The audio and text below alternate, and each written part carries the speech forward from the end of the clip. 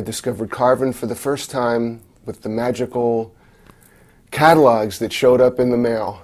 Not necessarily at my, I can't remember if they ever showed up at my house, but I saw them at various locations of friends or different people's houses, and so the name sort of became ingrained.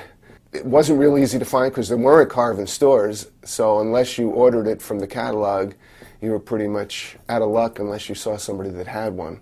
This is the first Carvin instrument that I ever picked up. I heard about it, and then I saw a picture of it, and as soon as I saw the picture of it, I said, oh, that is the freshest reinterpretation of a jazz bass that I'd ever seen, and I got to check this out, and I got to play one and see how it is. And I did, and duly impressed. It's even.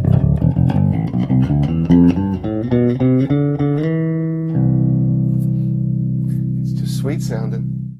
Yeah, considering all the options that Carvin offers, I was like a kid at a candy store. It's like, oh, should I get the fancy top, and should I this, the other thing, the block inlays? And I thought, no, simple, because it's such a cool bass shape-wise that just an alder body, vintage white matching headstock, rosewood board, vintage size frets, timeless and classic, hopefully.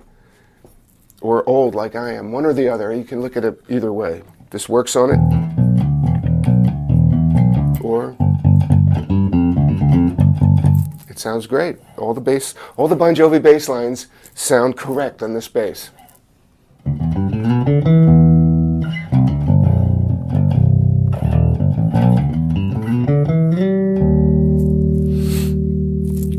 It speaks for itself. And I love the bridge. I love the lockdown.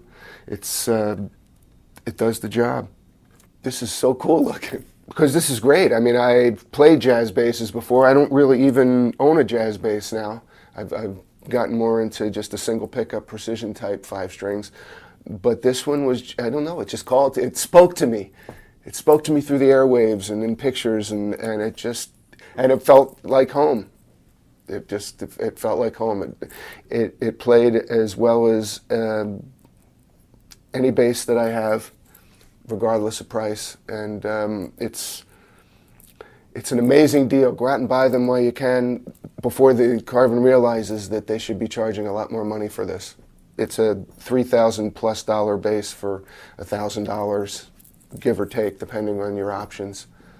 It's the deal of the century. I mean, I'd tell anybody to check this bass out.